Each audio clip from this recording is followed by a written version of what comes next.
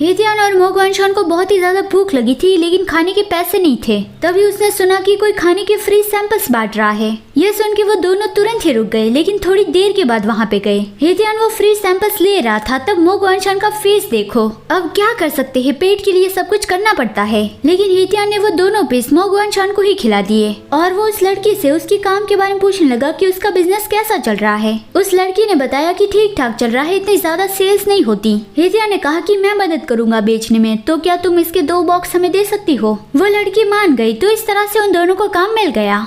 हेतियान का कोई अता पता नहीं है, इसलिए उसके बड़े भैया के आदमी जानी को बार बार कॉल करके पूछ रहे कि उसने तुम्हें कांटेक्ट किया या नहीं। लेकिन जानी फोन पे ये बता देता है कि जिस नंबर से आप संपर्क साधना चाहते हो वो पहुंच से बाहर है, तो बाद में कॉल करना। वो दोनों टीवी देख रहे थे और एक रोमांटिक सीन चल रहा था, और जब किस वाला सीन आया तो जानी और ज़ेंगशी इधर उधर देखने लगी और जाने लगे कि चलो हम उन दोनों को ढूंढने चलते हैं। शायद वो दोनों भिखारियों की तरह रास्ते में ना बैठ गए हो। लेकिन यहाँ पे हेतियान और मो दोनों ही काम पे लग गए हैं, क्योंकि उसे खाना चाहिए। उन दोनों की मदद से सेल काफी ज्यादा बढ़ गए और हेतियान ने काफी सारे बॉक्स अपने भैया के घर पे भी भिजवा दिए। वो बॉक्स रिसीव करने हिचन की सेक्रेटरी आई थी। डिलीवरी मैन ने बताया कि इन बॉक्स के पैसे सिर्फ कैश में ही देने पड़ेंगे। उस बॉक्स के ऊपर हेतियान ने हिचन के लिए एक नोट भी छोड़ा था, जिसमें लिखा था कि भैया मुझे समझ में आ गया है कि मैं गलत था, तो इस तोहफे को कबूल करके मुझे माफ कर दो। तो यहाँ पे ये प्रॉब्लम तो सॉल्व हो गई।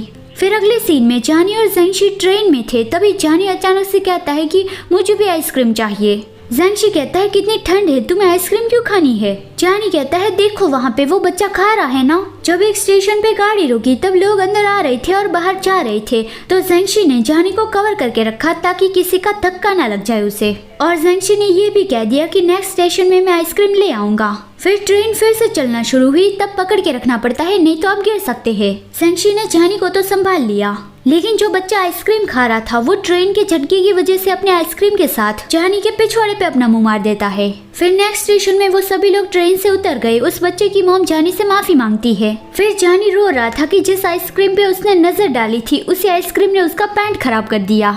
दूसरी ओर हेतियान और मो एक प्लेग्राउंड में बैठे थे और बारिश हो रही थी।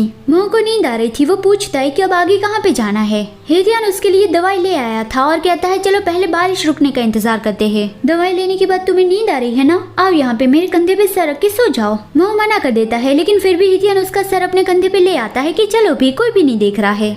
लेकिन तभी उन दोनों ने देखा कि किसी ने उसे देख लिया, तो मो अपना सर दूर ले लेता है। हेतियान कहता है कोई देख लेगा, उस बात से तुम्हें डर लग रहा है। लेकिन फिर मो उसके कंधे पे सर रख के सो गया। कहानी की शुरुआत में मो गुआनशान हमें कैसा दिखाया गया था और देखो अभी वो कैसा बन गया है।